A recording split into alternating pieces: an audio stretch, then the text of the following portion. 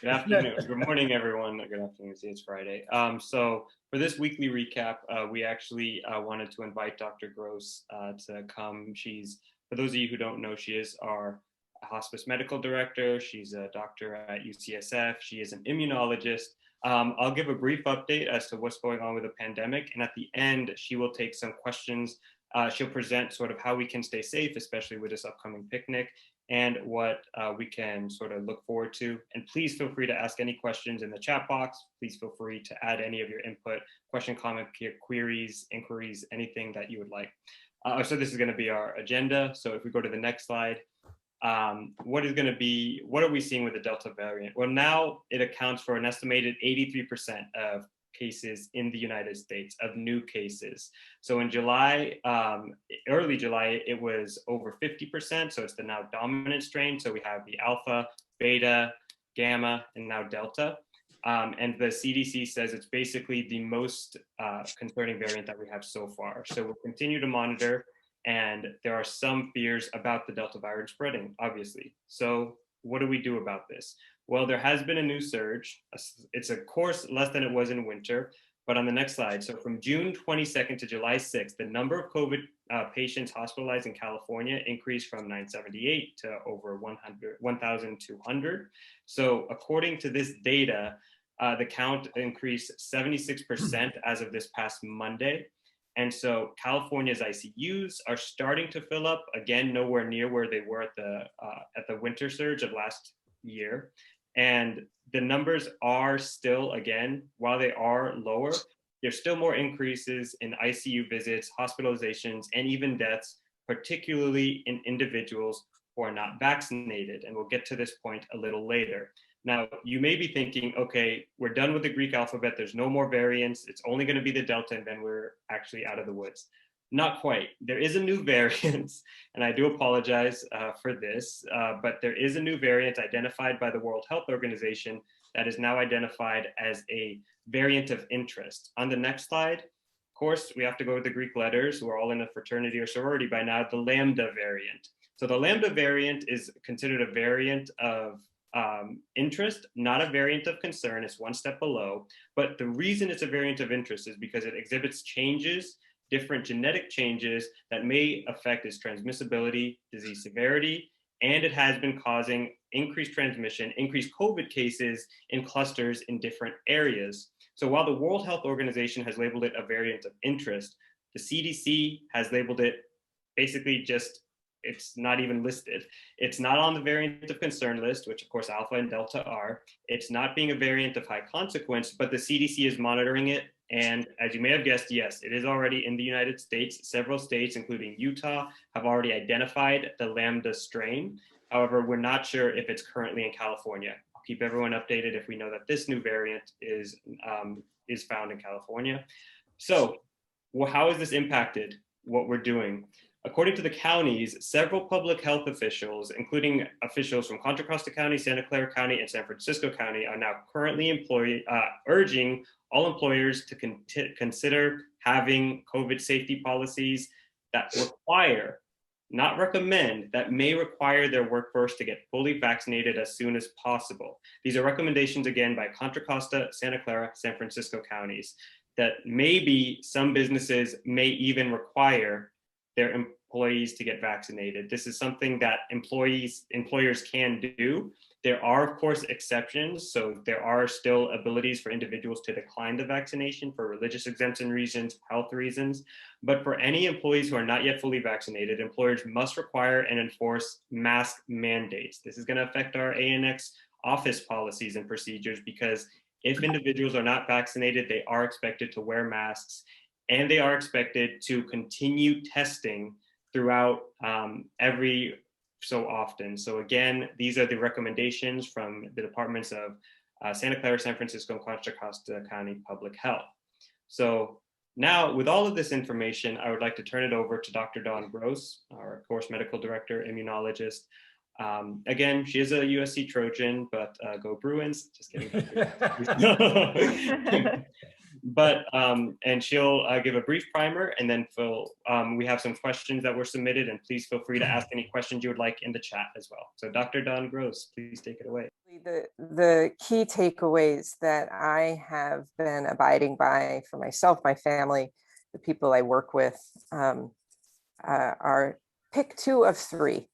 And the 3 options are be outside, be 6 feet apart, be masked. So you at all times want to pick at least 2 of those 3 options. So again, be outside, be 6 feet apart, be masked. So what does that mean for our picnic? And then we can reflect on what does that mean for our work. But let's focus on what really matters, which is finally getting to see each other. I haven't met almost everybody in this amazing team, and I'm really looking forward to meeting people in 3 dimensions. And yet here we are with this Delta variant, and we need to take it seriously.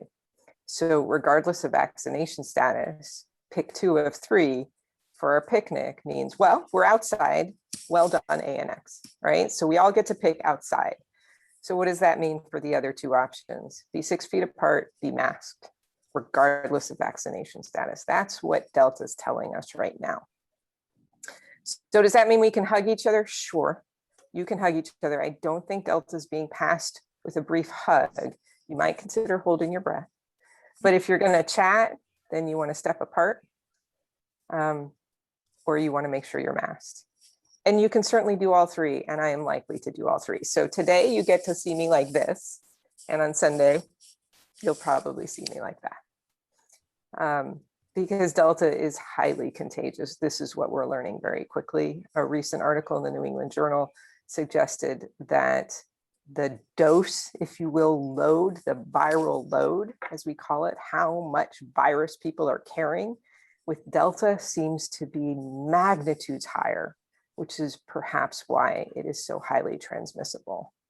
So that instead of people walking around, this is an arbitrary number, with 10 virus particles floating around in their mouth so that when they're talking, it can be shared with who's ever reachable. Delta, people seem to be walking around with 1,000 virus particles in comparison. So a lot more to shower around, which is why, regardless of vaccination status, the likelihood of actually coming into contact with it seems to be so much higher. What happens if we come into contact with it clearly depends a lot on vaccination status. Vaccines still are working as far as protecting people who are vaccinated from becoming seriously ill or dying. That's the job of the vaccine. That's always been the intention. That's been the measure by which the vaccine has received its emergency use authorization. It was never designed, the tests were never designed to prove it would stop spread, although we can always hope that it can do that.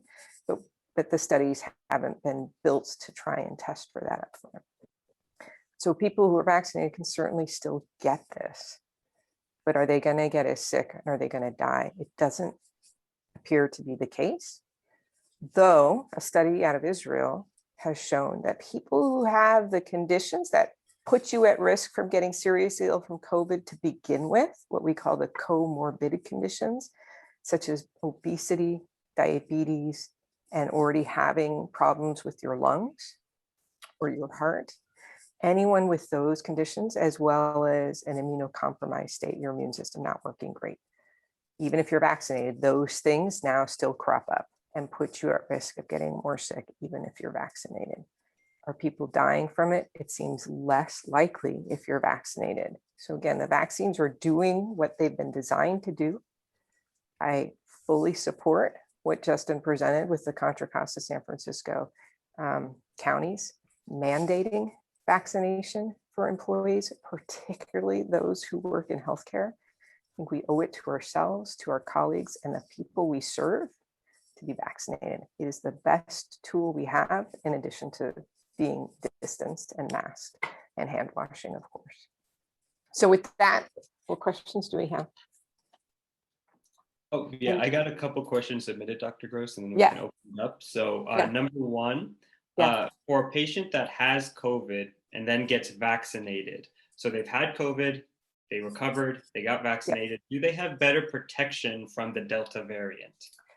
The data suggests they have better protection in general. I don't know that we have enough data yet to say specifically it's better to Delta as compared to anything else, unless, of course, they had been infected with Delta, in which case one would assume, in fact, they would have better protection compared to someone who was infected, say, by Alpha and got vaccinated. That would be, I think, the only thing we could say.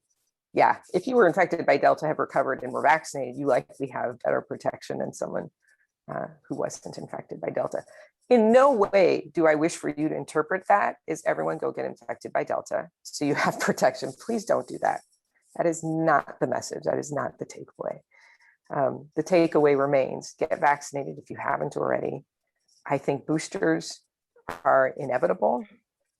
It's unclear how quickly they will be able to be approved for variants. I know that there are booster trials already asking for approval, which is simply a booster of what we've already gotten 2 doses of if you've had Pfizer or Moderna.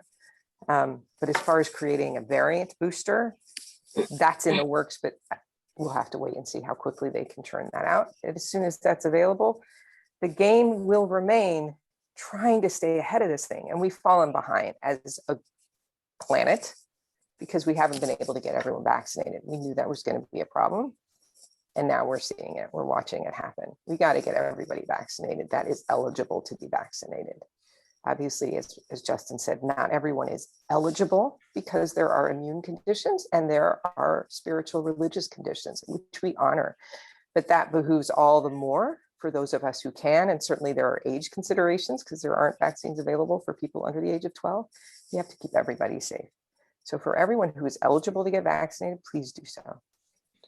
So this is what the question: mutations are normal behavior because normal behavior of the virus, and they're usually less infective as they mutate. Why is Delta more infective than its predecessor? Where the notion of them becoming less infective as they mutate. So I'd be curious where the person asking this question is generating that idea from. In general, there is pressure for viruses to become better at doing what they do. And what they do is infect cells so that they can replicate, they can make more of themselves. So they actually become better at doing that. Otherwise, they go away, right? So if we're seeing viruses stick around, it's because they're actually adapting and getting better at being able to be transmitted and infect cells so they can make more of themselves. So that's why vaccination rollout rapidity, meaning rapid, is so important, because we need to make the pockets that a virus can access to try and replicate itself and therefore mutate itself to make itself more effective smaller. We need to make the pools where it can find a reservoir to make more of itself smaller so it can stop doing this. And the only mechanisms we have is to either keep people away from each other so the virus has nowhere to go, and vaccinate ourselves so ideally we can prevent the virus from finding a host it can replicate efficiently in. And, you know, as human beings, we like to be around each other. So it's hard for us to hold on to simply that first task of staying away from each other to keep the virus from having a home to jump into. So that's where vaccine, again, you hear me harping it, comes in. If we want to be together, we got to vaccinate. Oh, yes. So during our picnic, we'll be giving out individualized boxes, but as we're eating, we have to take our mask off. So I guess I just want to verify and make sure how safe we are as far as taking our mask off when we're eating. Yeah, great question. I appreciate you asking that. So again, outside, so great job, ANX, we're outside. I highly recommend, if you're ever going to be eating with people that are not part of your pod, if you will, the people you live with in your home, and you want to share a meal together, do so outside. And then, as I said, pick pick 2 of 3. We have outside. The other 2 options are mask or distance. It's hard to eat with a mask. You know, if you've ever flown now during the pandemic and you've taken a sip or taking a bite of food on the plane, you drop your mask, put whatever the beverage or food is, and then you put the mask right back. So you can do that too. So that's essentially you staying masked, other than taking a quick bite, putting your mask on as you chew or swallow. And then distance. You can still be 6 feet apart. So at the beginning of the pandemic, we would see people bring their picnic blankets and create these large sort of circles of gathering, but they were distanced, right? So you could tell who was being together, even though they were taking up, if you will, a larger space, because they all had their own blankets. They weren't sharing it with people not part of their pod of who they live with. But they were 6 feet apart or greater. I have a couple of questions, Dr. Gross. Yeah. If good morning. If someone has had COVID-19 and recovered, do they still need to get vaccinated? And my second question is, can someone get vaccinated if they are currently sick with COVID-19? Excellent questions, Lucille. Thank you and good morning. So the data on the first question, people who have had COVID and have recovered, should they get vaccinated? The answer to that is yes. We are still not entirely clear the immune response that people develop to COVID infection as compared to vaccination. It appears that people who have been infected and get a subsequent vaccination have greater antibody immunity, so greater volume of antibody that we can detect. We still don't actually know if that's the right measure for immune protection, meaning there are two parts of our immune system responsible for keeping us healthy against infections. One are antibodies made by our B cells, and that's the thing that we can really quickly test in our blood. It's super easy to do, technologically speaking. The other arm of our immune system that helps protect us against infection are the T cells, T as in Tom. So T as in Tom, B as in boy. T as in Tom cells are way harder to test for, are they educated and trained to recognize this infectious agent, and can they do their job to help keep bodies safe?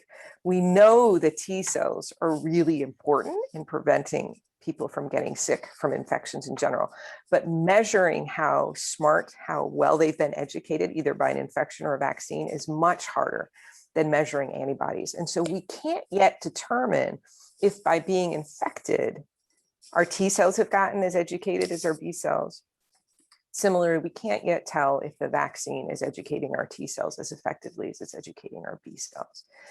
And so the clear answer is, if you've been infected, there is no reason not to be vaccinated. There may be evidence that one is sufficient if you're getting a 2-dose type vaccine, meaning Moderna or Pfizer. But even still, right now, the current recommendation stands that get both if you're in line to get Pfizer or Moderna. Obviously, J&J is a single dose. As far as your second question, if you're currently infected with COVID, should you get a vaccine while you're actively infected? I don't know that anyone has done a scientific study for me to give you a data-based answer, but I can say that current health practices are no, wait till you're recovered. That's true for any vaccine, because you want your immune system not to be challenged when it's already being challenged. Because what a vaccine does is tries to wake the immune system up and say, hey, danger, learn this, remember this, go after this if you see it again. And if your immune system is already in a battle to try and get rid of something, it doesn't have time to pay attention to, hey, learn this, pay attention. So the best practice still is let people recover, let your immune system recover, and then get vaccinated. One last question for me. When you say someone is immunosuppressive, what disease are those? Right. So really what we're thinking about are treatments as compared to diseases. Mm-hmm. So there are certain autoimmune diseases in particular, as well as certain blood cancers in particular, where we use a drug that targets B cells, that tries to wipe out B cells because of the nature of that disease. Because autoimmune diseases mean in general we're making B cells make antibodies that then attack our bodies. So we're trying to quiet those B cells down. And so the drug that's used in that case, or similarly in a blood cancer where our B cells have gone a little crazy, like lymphoma, we use a drug called Rituxan or rituximab that literally takes out the B cells. And it takes them out for months. It takes them out for like 3 months, depending on how many doses and the nature of the illness you're being treated with. So if you've had the drug Rituxan, you probably don't have B cells ready to be educated. Now, as I said, it doesn't mean you don't have T cells, but T cells and B cells talk.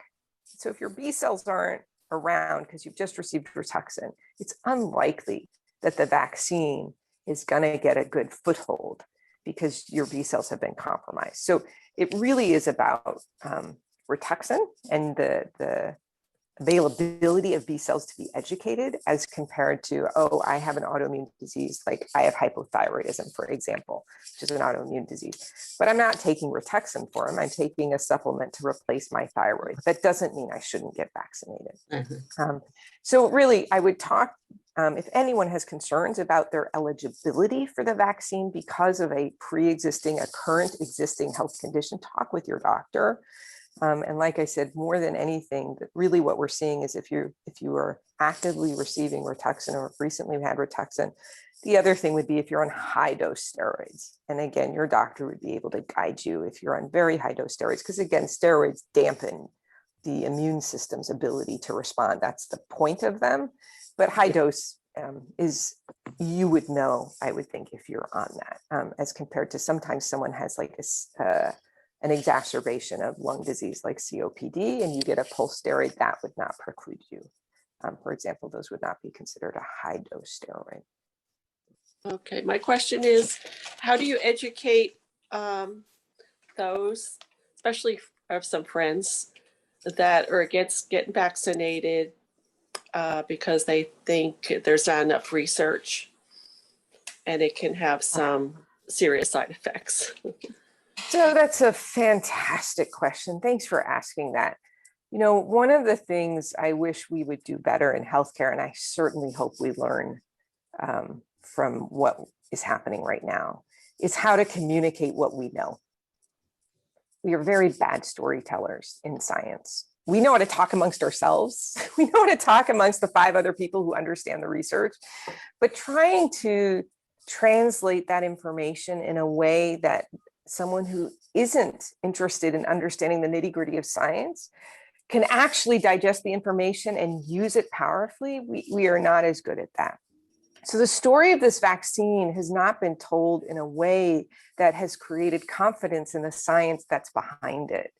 This vaccine didn't just show up in a year's time, and yet we've been made to understand that this has been rapidly put together in record time. No vaccine has ever been made this fast, and we are all guinea pigs now for this brand new technology.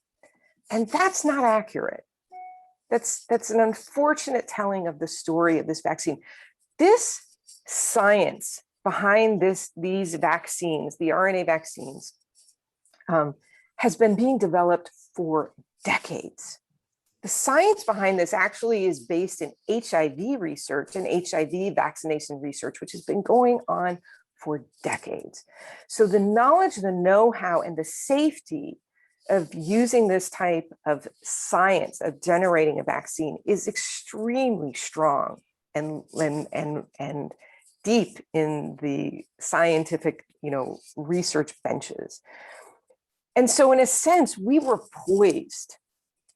Our scientists were poised to be able to respond as quickly as we did because the science existed so that we could respond actively, faster than we've ever done before, to deploy such an effective vaccine. And that distinction of, we've actually had this science for years, we've never had the test to deploy it in like we had right now when we were ready, is missing in the news and the storytelling of the vaccine. So the safety of this vaccine, the science behind it is much more robust than I think we've been allowed to hear in a sense, because we're just focusing on, my gosh, they developed this in less than a year. How can we know its safety? And that's unfortunate. As opposed to the story of we were ready for this. Not that we'd want to be ready for a pandemic, but we were ready for this. We are scientifically ready to be able to do this. And so I would hope that we could help people consider what are their concerns. I respect people being concerned about something new and different. And how many new and different things do we put into our environments and in our bodies without giving it a second thought? A new soda pop comes along, a new wine, new alcoholic beverage comes along, and we're like, boom. We don't, what? There's new hard kombucha, boom. Like, I don't know what that's gonna do to me, the yeast, whatever, like, bring it on, right? So why we have dramatized this as like, oh my God, we don't know. And yet there's people, right? We're smoking and we know. Right. We know what smoking does. We still do it, right? We actually know what this vaccine can do. We also know what the virus can do. Right. And there's no comparison, right? You would have not had all of us, our frontline healthcare workers, be first in line to get this vaccine because we see what the virus can do. And there are people who literally can't get the vaccine, cannot, not unwilling, cannot, right? Children under the age of 12 cannot get this yet. And there are people, as I said, who have diseases, receiving things like Rituxan, who cannot. So they are extremely high risk. We owe it to the people in our community to keep them safe. Thank you, Dr. Gross. That's really powerful testament to what the scientific community has done. But I think also that a lot of our social media influencers are really mixing up the message and creating, and I would say they're creating better stories than how we do things scientifically, because we're not used to this kind of common language sharing. So thank you for sharing this. We all have stories here, right? Each and every one of us see, right? We have personal stories with what we are witnessing this year as healthcare workers and as family members. And we need to make our stories heard as loudly as the fear, right? It's the stories that will combat the fear, the truth. So we have to be bold and courageous and willing to share.